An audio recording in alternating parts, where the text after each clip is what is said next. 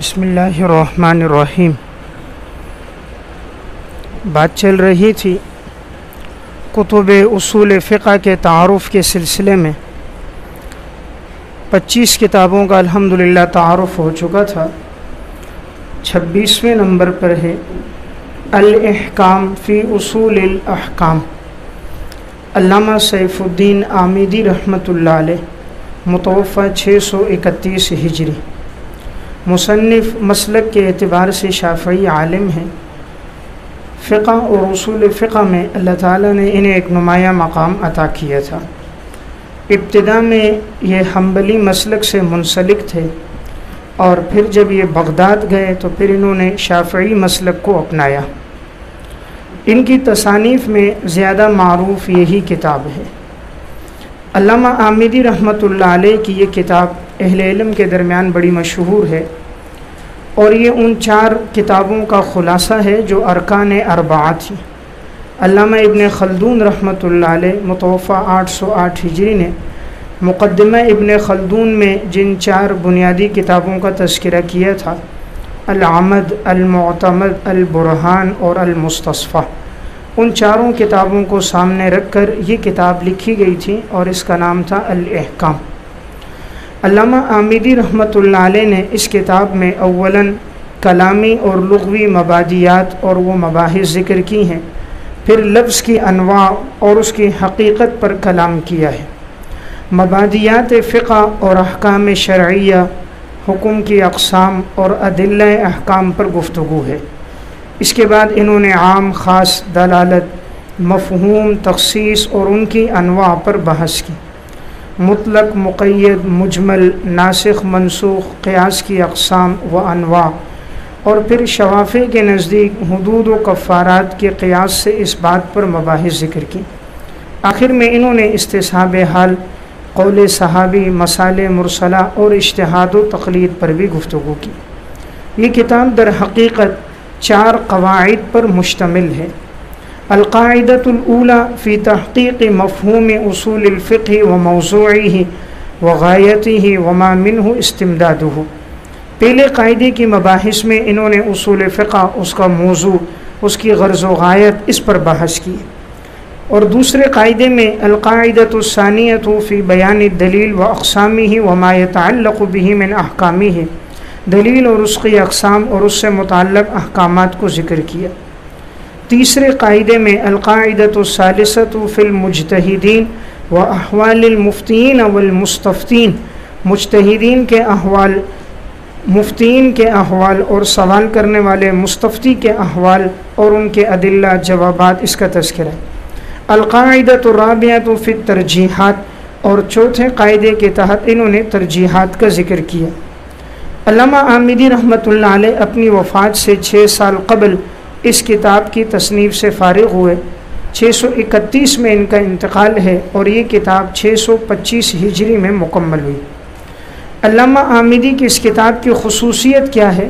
تو علامہ ابن خلدون رحمۃ اللہ علیہ نے مقدمے میں یہ بات نقل کی ہے۔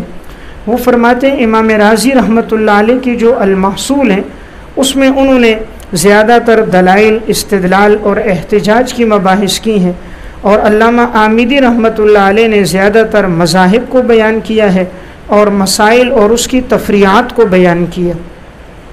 چنانچہ علامہ ابن خلدون لکھتے ہیں فَإِبْنُ الْخَطِيبِ أَمْيَلُ إِلَى الْإِسْتِكْثَارِ مِنَ الْأَدِلَّةِ وَالْإِحْتِجَاج۔ ابن الخطیب یعنی امام رازی۔ امام رازی رحمۃ اللہ علیہ کے والد اپنے دور کے بڑے معروف خطیب تھے، اس وجہ سے انہیں ابن الخطیب کہا جاتا ہے۔ تو ابن الخطیب، ان کا زیادہ میلان تھا ادلہ کو کثرت سے ذکر کیا جائے، اور جن سے استدلال ہے ان دلائل کو بیان کریں۔ والآمیدی مولع بتحقیق المذاہب و تفریع المسائل، اور علامہ آمیدی رحمۃ اللہ علیہ کو بڑی وابستگی اور لگاؤ ہے اس بات سے کہ وہ مذاہب کو بیان کرتے ہیں اور زیادہ تر فرعی مسائل کو بیان کرتے ہیں۔ تو خلاصہ یہ ہوا، دلائل کے لیے المحصول بہتر کتاب ہے، اور تفریعات اور مذاہب کے لیے الاحکام۔ علامہ آمیدی کی یہ کتاب 4 جلدوں میں المکتب الاسلامیہ دمشق سے طبع ہے۔ نمبر 27 المنتخب الحسامی، یہ علامہ حسام الدین حنفی رحمۃ اللہ علیہ متوفہ 644 ہجری کی تصنیف ہے۔ مصنف فقہ، اصول فقہ اور فروع میں اپنے دور کے امام گزرے ہیں۔ ان کی تصانیف میں جو کتاب معروف ہے اہل علم کے درمیان وہ ایک ہی کتاب ہے، اس کا نام ہے المنتخب الحسامی۔ یہ کتاب اصول فقہ کی اہم مباحث پر مشتمل ہے اور درس نظامی کے نصاب میں یہ کتاب شامل بھی ہے۔ مصنف نے بہت سے مسائل کو بڑے اختصار کے ساتھ اس کتاب میں ذکر کیا ہے۔ یہی اس کتاب کی بنیادی خصوصیت ہے کہ اس کتاب میں تمام اہم مبادیات اصول فقہ کی جملہ مباحث اس میں اختصار کے ساتھ آ گئیں۔ علامہ عبدالحی لکھنوی رحمۃ اللہ علیہ نے بھی اس کتاب کی تعریف کی ہے۔ الفوائد البہیہ فی تراجم الحنفیہ میں انہوں نے جب مصنف کا تعارف کیا تو اس میں اس کتاب کا تذکرہ کیا۔ علامہ لکھنوی رحمۃ اللہ علیہ فرماتے ہیں لہ المختصر فی اصول الفقہ المعروف بالمنتخب الحسامی۔ اصول فقہ میں ان کی ایک مختصر کتاب ہے جو منتخب الحسامی کے نام سے مشہور ہے۔ قد تعالیٰ مختصرہ المعروف بالمنتخب الحسامی، میں نے ان کی اس مختصر کتاب جو معروف ہے منتخب حسامی، اور حسامی میں نسبت ہے نسبت الی لقبہ حسام الدین، یہ ان کا لقب تھا حسام، اس کی طرف نسبت کرتے ہوئے اسے حسامی کہتے ہیں۔ وہو مختصر متداول معتبر عند الاصولیین، یہ کتاب مختصر ہے، متداول ہے، اصولیین کے ہاں یہ معتبر کتاب ہے، اسی وجہ سے قد شرحہ جمع غفیر من الفقہاء والکاملین، بہت بڑی ایک جماعت فقہا کی اور کاملین کی انہوں نے اس کتاب کی شرح بھی لکھی ہے۔ اب اس کتاب پر جو شروحات لکھی گئی ہیں ان میں معروف دو شروحات ہیں۔ المنتخب الحسامی کی شروحات میں معروف دو ہیں۔ نمبر 1 علامہ عبدالعزیز بن احمد بخاری رحمۃ اللہ علیہ، متوفہ 730 ہجری، ان کی التحقیق یا غایت التحقیق، بعض نے اس کا نام تحقیق نقل کیا ہے اور بعض نے اس شرح کا نام غایت التحقیق نقل کیا ہے۔ یہ علامہ بخاری وہی ہیں جنہوں نے اصول بزدوی کی شرح لکھی ہے۔ اصول بزدوی کی جو شرح ہے کشف الاسرار، شرح اصول بزدوی، اصول البزدوی کی جو معروف شرح ہے کشف الاسرار، وہ بھی یہی علامہ بخاری کی ہے۔ تو چونکہ ان کو ایک نمایاں مقام تھا، تمام فقی مسائل، تفریعات، ادلہ، احتجاج سے واقف تھے، اس لیے یہ کتاب اہل علم کے درمیان تحقیق کے اعتبار سے بڑی اہم کتاب ہے۔ میر محمد کتب خانے سے پہلے یہ کتاب طبع تھی اور اب اس کتاب کا یعنی بیروت سے اور یا پاکستان میں دوبارہ کسی نے اس کو شائع نہیں کیا، لیکن علمی لحاظ سے بڑی اہم کتاب ہے، اسی لیے انہوں نے نام یہ رکھا غایت و تحقیق، کہ میں نے تحقیق کی اس میں انتہا کر دی۔ دوسری اس کی معروف شرح ہے علامہ امیر کاتب اتقانی رحمۃ اللہ علیہ، متوفہ 759 ہجری کی التبیین شرح مختصر الحسامی۔ التبیین یہ چھپ گئی ہے، 2 جلدوں میں یہ شرح موجود ہے۔ یہ علامہ اتقانی وہی ہے کہ جنہوں کی کتاب ہے غایت البیان و نادرۃ الاقران، ہدایہ کی شرح، ہدایہ کی ان کی شرح ہے غایت البیان، جو بڑی معروف ہے، طبع تو نہیں ہوئی لیکن اہل علم کے ہاں اس کا تذکرہ زیادہ ہوتا ہے، غایت البیان۔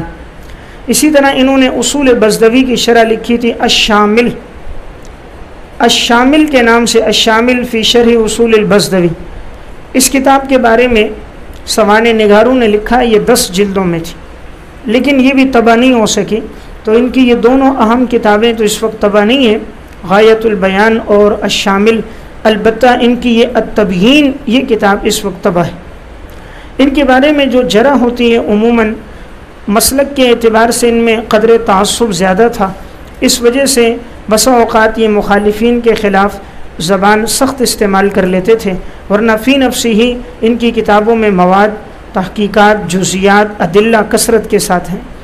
علامہ لکھنوی رحمۃ اللہ علیہ نے ان دونوں شروحات کا تذکرہ کیا، فرماتے ہیں قد تعالیٰ من شروحہ شرح امیر کاتب الاتقانی المسمى التبیین و شرح عبدالعزیز البخاری المسمى التحقیق، میں نے ان دونوں شرحوں کا مطالعہ کیا ہے، امیر کاتب کی التبیین کا بھی اور عبدالعزیز بخاری کی التحقیق کا بھی۔ اس وقت حسامی کے ساتھ جو بطور حاشیہ کے اس وقت طبع ہے وہ مولانا عبدالحق برمین محمد دہلوی رحمۃ اللہ علیہ، متوفہ 1334 ہجری کا النامی شرح الحسامی۔ تو یہ گویا شرح بھی ہے، حاشیہ بھی ہے، اس اعتبار سے کہ حل کتاب ہے، حاشیہ ہے، اس اعتبار سے یہ کتاب کی مضامین اور مباحث کو انہوں نے حل بھی کیا ہے، تو ان کی عربی بھی نہایت عام فہم اور سہل ہے۔ اس کتاب پر ایک حاشیہ لکھا ہے علامہ سیالکوٹی رحمۃ اللہ علیہ، متوفہ 1067 ہجری نے۔ اس حاشیے کا تذکرہ معجم الاصولیین میں ملتا ہے۔ علامہ سیالکوٹی رحمۃ اللہ علیہ کی وفات اور حاجی خلیفہ کی وفات ایک ہی سال ہے۔ حاجی خلیفہ جو کشف الظنون والے ہیں، ان کا انتقال بھی 1067 میں ہے اور ان کا انتقال بھی 1067 ہجری میں۔ علامہ سیالکوٹی اتنے جید عالم تھے فنون میں، خاص طور پہ اللہ نے انہیں بڑا بلند مقام دیا تھا۔ ان کے دور میں بادشاہ وقت نے 2 مرتبہ ان کا وزن کیا اور وزن کرنے کے بعد انہیں 6000 روپے انعام میں دیا۔ یہ بات ابجد العلوم میں علامہ نواب صدیق حسن خان نے علماء ہند کے تذکرے میں لکھی، تو ان سے وہ اتنے زیادہ متاثر تھے۔ یعنی ہندوستان میں جو بھی علماء گزرے ہیں اور اسی طرح پاکستان میں ان جید علماء میں پاک و ہند میں جن کا نام آتا ہے، ایک علامہ سیالکوٹی ہے، جیسے علامہ عبدالعزیز بخاری ہے اور علامہ فرہاروی رحمۃ اللہ علیہ صاحب نبراس یہ بھی فنون میں بڑی مہارت رکھتے تھے، اور اسی طرح دوسرے نمبر پر یہ علامہ سیالکوٹی تھے۔ انہوں نے جو حواشی لکھے ہیں ان میں سے 7 حواشی کا تذکرہ کیا ہے علامہ محمد اسماعیل پاشا بغدادی نے ہدیۃ العارفین میں، اس میں ان کے 7 حواشی کا تذکرہ۔ انہوں نے ایک حاشیہ لکھا تھا، اس کا نام ہے حاشیۃ السیالکوٹی علی تفسیر البیضاوی۔ یہ حاشیہ بیروت سے تو طبع نہیں ہوا، البتہ یہ حاشیہ دارالعلوم کی لائبریری میں ہے، اور یہ انہوں نے سورہ بقرہ پر بیضاوی پر حاشیہ لکھا اور مکمل نہ کر سکے کہ انتقال ہو گیا۔ علمی لحاظ سے بڑا مفید حاشیہ، حاشیۃ السیالکوٹی علی تفسیر البیضاوی۔ اسی طرح علامہ سیالکوٹی نے حاشیہ عبدالغفور پہ بھی حاشیہ لکھا۔ علامہ عبدالغفور نحو کے بڑے عالم ہیں، انہوں نے جامی پہ حاشیہ لکھا تھا، تو انہوں نے اس حاشیے پر بھی حاشیہ لکھا، تو حاشیہ علی حاشیۃ عبدالغفور، تو گویا کہ وہ حاشیہ جو عبدالغفور کی حاشیے پر انہوں نے لکھا۔ اسی طرح علامہ تفتزانی رحمۃ اللہ علیہ کی شرح عقائد پر بھی ان کا حاشیہ، وہ ہے حاشیہ علی شرح العقائد للتفتزانی۔ اسی طرح شرح عقائد پر ایک حاشیہ علامہ خیالی نے لکھا تھا، انہوں نے علامہ خیالی کے اس حاشیے پر بھی حاشیہ لکھا، اور وہ ہے حاشیہ علی شرح العقائد للخیالی، حاشیہ علی شرح العقائد للخیالی۔ اس طرح علامہ تفتزانی کے مطول، اس پر بھی ان کا حاشیہ ہے، حاشیہ علی المطول کے نام سے۔ تلویح کے جو ابتدائی 4 مقدمات ہیں، تلویح علامہ تفتزانی کی، ان مقدمات 4 پر بھی انہوں نے حاشیہ لکھا ہے، حاشیہ علی مقدمات تلویح۔ بہرحال ان کے جتنے حواشی ہیں علمی لحاظ سے وہ بڑے مفید ہیں۔ انہوں نے اسی طرح شمسیہ پر بھی حاشیہ لکھا، وہ حاشیہ علی شرح شمسیہ کے نام سے۔ ایک ان کا مطالع پر حاشیہ ہے، حاشیہ علی شرح المطالع کے نام سے۔ اسی طرح ہدایت الحکمت جو علامہ میبزی کی، اس پر بھی ان کا شرح ہدایت الحکمہ للمیبزی کے نام سے، اس پر بھی ان کا حاشیہ ہے۔ یعنی تمام علمی کتابوں پر انہوں نے حواشی لکھے۔ نہایت محقق عالم تھے، فنون میں اللہ نے بڑی دسترس دی تھی، اس لیے ان کے پائے کا عالم کوئی پیدا نہیں ہوا جو نحو میں، منطق میں، فلسفے میں، اصول فقہ میں جس کو اللہ نے اتنی دسترس دی ہو، تو اس لیے یہ معروف ہے علامہ سیالکوٹی کے نام سے، متوفہ 1067۔ اگر آپ نے ان کے حواشیوں کے نام دیکھنے ہوں تو ہدیۃ العارفین میں ان کے ترجمے میں علامہ اسماعیل پاشا نے لکھے ہیں، جلد 1 صفحہ 504۔ اسی طرح علامہ نواب صدیق حسن خان نے ابجد العلوم میں علماء ہند کے تذکرے میں ان کا تذکرہ کیا۔ علامہ نواب صدیق حسن خان رحمۃ اللہ علیہ، متوفہ 1307 ہجری، ابجد العلوم میں علماء ہند کے تذکرے میں انہوں نے ان کے حواشی کا اور ان کی تصانیف کا تذکرہ کیا۔ تو میں بات یہ عرض کر رہا تھا کہ حسامی پر جنہوں نے حواشی لکھے ان میں ایک علامہ عبدالحکیم سیالکوٹی رحمۃ اللہ علیہ بھی ہیں، ان کا بھی حاشیہ معروف ہے، اگرچہ یہ اس وقت طبع تو نہیں ہے، البتہ اس کا نام ان کے حواشی میں ملتا ہے۔ نمبر 28 منتہى السؤل والعمل فی علم الاصول والجدل، علامہ ابن حاجب مالکی رحمۃ اللہ علیہ، متوفہ 646 ہجری۔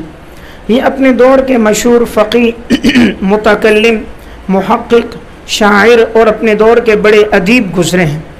علم کے لیے انہوں نے شام اور دمشق کے کئی سفر کیے۔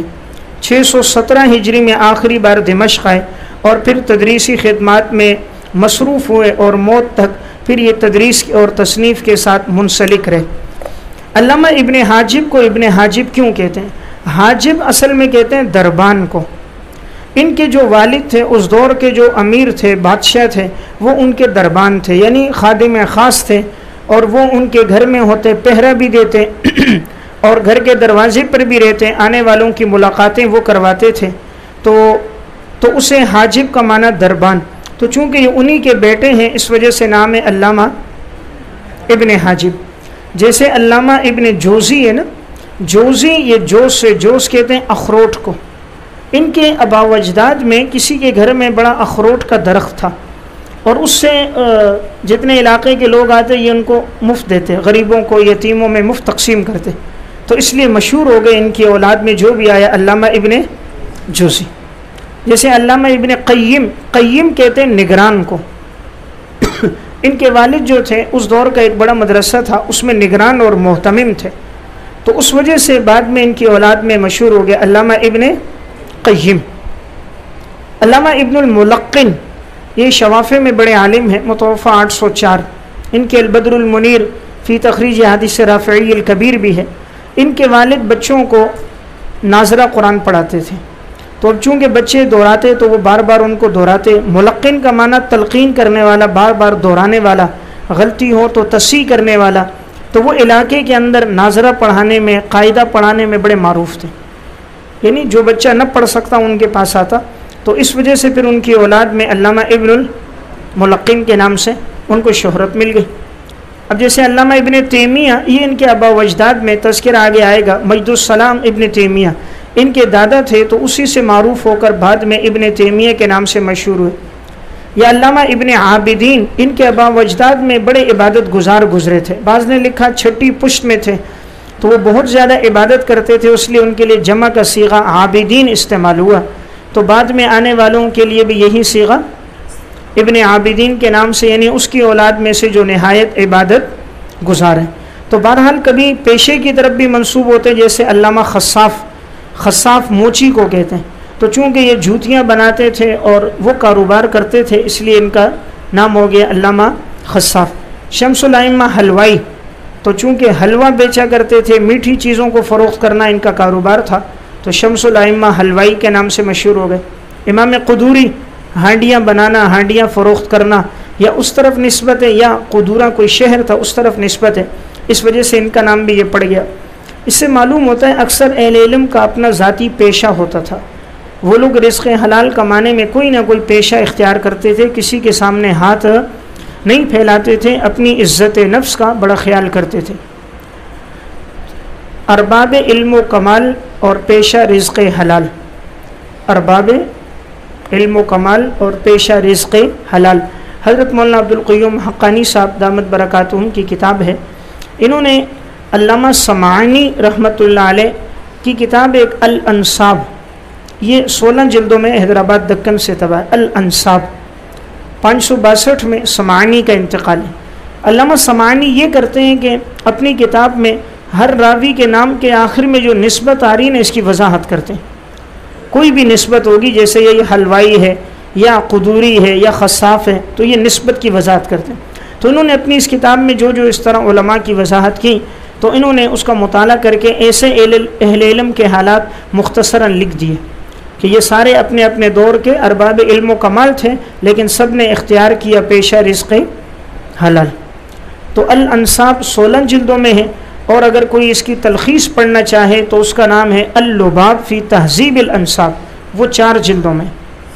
علامہ ابن اسیر رحمۃ اللہ علیہ، ابن اسیر جزری، اللباب فی تہذیب الانصاب، راویوں کے نام و نسب کے بارے میں، راویوں کی نسبتوں کی وضاحت کے بارے میں، مختصر احوال کے بارے میں۔ اور اگر اس کا بھی اختصار پڑھنا چاہیں تو لب الالباب، لب الالباب فی تحریر الانصاب، یہ 2 جلدوں میں علامہ جلال الدین سیوطی رحمۃ اللہ علیہ، متوفی 911 ہجری۔ تو اصل کتاب علامہ سمعانی کی ہے 16 جلدوں میں، اور اس کا اختصار ہے علامہ ابن اسیر جزری رحمۃ اللہ علیہ کی اللباب فی تہذیب الانصاب، اور اس کا اختصار ہے علامہ سیوطی کا لب الالباب۔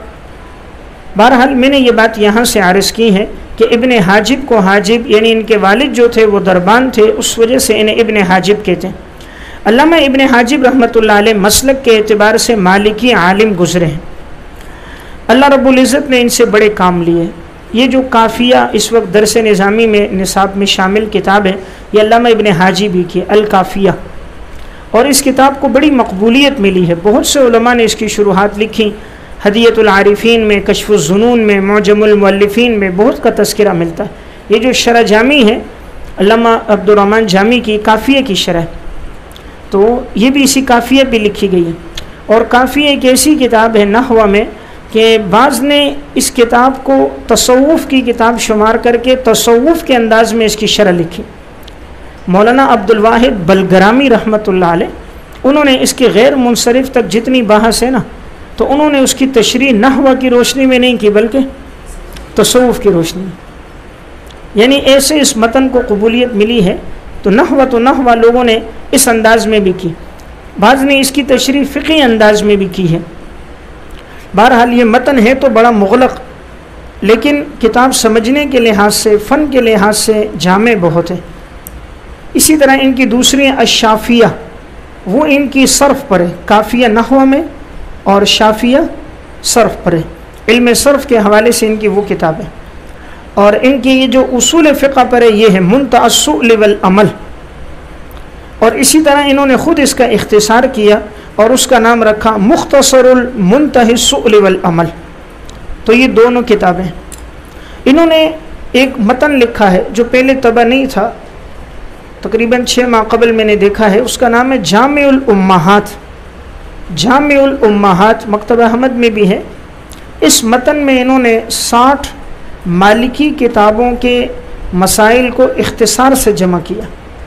مالکیہ کے مذہب پر لکھی گئی 60 کتابوں کو، یہ فرماتے میں نے ان کو مطالعہ کیا اور پھر میں نے ان کے مسائل کو ترتیب کے ساتھ یکجا کر دیا، اس لیے نام رکھا جامع الامہات، کہ یہ تمام امہات کا جامع مجموعہ ہے، تمام اہم کے جو مسائل ہیں میں نے اس میں جمع کر دیے۔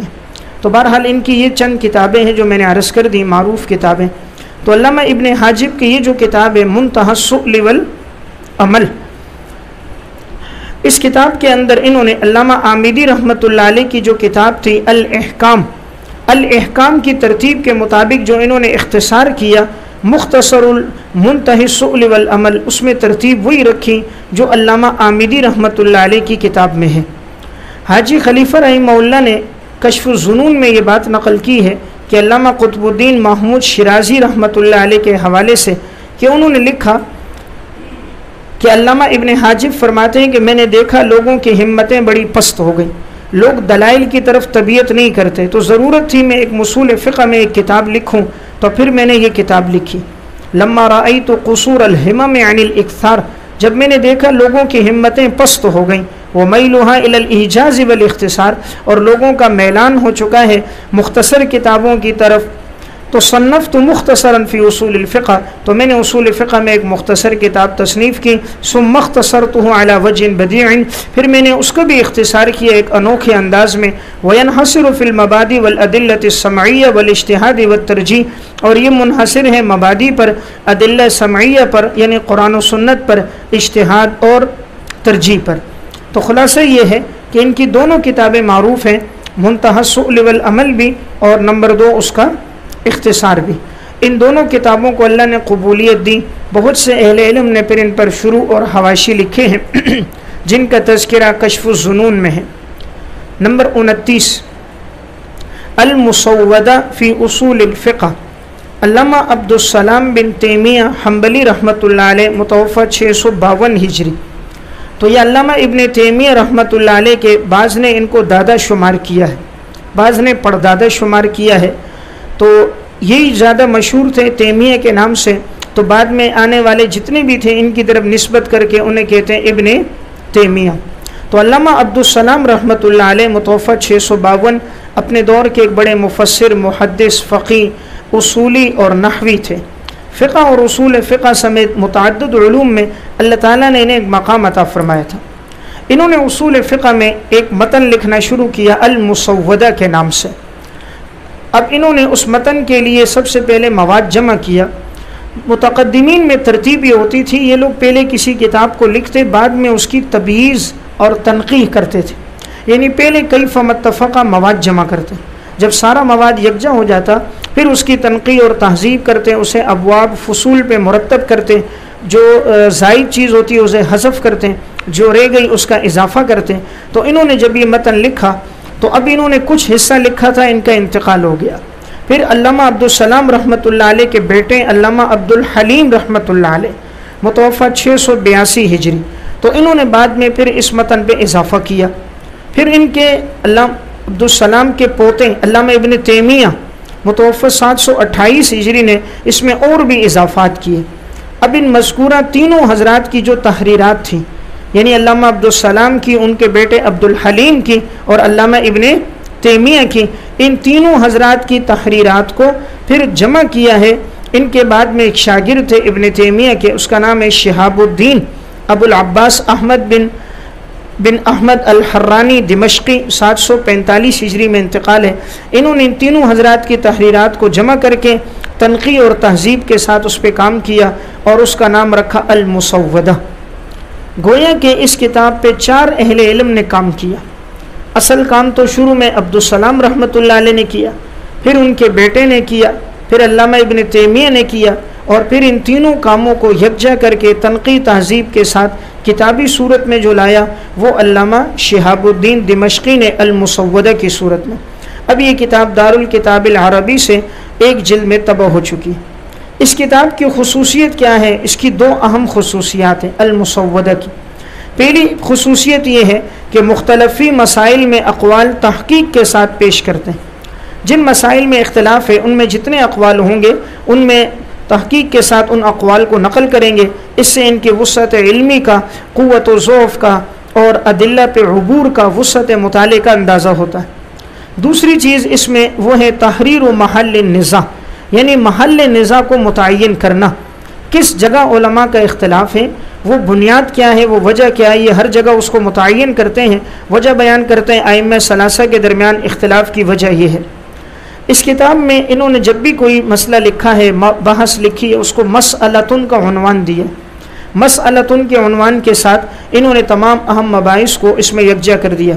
تو عنوانات کی کثرت، معلومات کی وسعت کی وجہ سے، متقدمین متاخرین کے اقوال کا تذکرہ، ائمہ اربعہ اور ان کے متبعین کے اقوال اور مختلفی مسائل میں دلائل کا تذکرہ، اور 3 اہل علم کی تحقیقات کی وجہ سے یہ کتاب اپنے دور کی ایک معروف کتاب شمار ہوتی ہے۔ اور کتاب کا انداز نہایت اہم فہم ہے اور سہل انداز ہے، اہل علم میں جو چاہے اس کا مطالعہ کر سکتا ہے۔ نمبر 30 الحاصل من المحصول فی اصول الفقہ۔ علامہ تاج الدین ارموی رحمۃ اللہ علیہ متوفہ 653 یا 656 ہجری، ان کی وفات کے بارے میں دونوں قول ملتے ہیں، بعض نے 653 اور بعض نے 656 ہجری کہا۔ یہ اپنے دور کے بڑے فقی، اصولی اور منطقی اور فلسفی تھے۔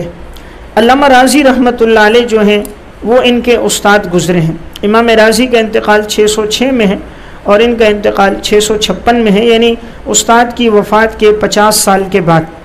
انہوں نے اپنے استاد ہی کی کتاب کی تلخیص کی۔ امام رازی رحمۃ اللہ علیہ کی جو المحصول تھی، انہوں نے اس کا خلاصہ نکالا اور نام رکھا الحاصل من المحصول فی اصول الفقہ۔ تو گویا یہ امام رازی رحمۃ اللہ علیہ کی کتاب کا خلاصہ ہے۔ اس خلاصہ جو ہے، یہ جو الحاصل ہے، اسی کو سامنے رکھ کر قاضی بیضاوی رحمۃ اللہ علیہ متوفہ 685 ہجری، 675 نہیں، یہ 685 ہجری قاضی بیضاوی رحمۃ اللہ علیہ، تو انہوں نے پھر کتاب لکھی تھی منہاج الوصول الی علم الاصول۔ منہاج الوصول الی علم الاصول، یہ قاضی بیضاوی کی کتاب کے لیے ماخذ یہی الحاصل ہے۔ تو دیکھیں جو ماخذ تھا اس کو قبولیت نہ ملی، الحاصل کو، علامہ ارموی کی کتاب کو، لیکن اس میں جو کتاب لکھی اس کی روشنی میں قاضی بیضاوی نے منہاج الوصول اہل علم کے درمیان وہ بڑی کیا رہی، مشہور رہی، اس لیے آگے کتاب کا تذکرہ آئے گا۔ قاضی بیضاوی کی جو منہاج الوصول ہے، بعد میں اہل علم نے اس پہ شروع، حواشی، تعلیقات بڑی کثرت کے ساتھ لکھے۔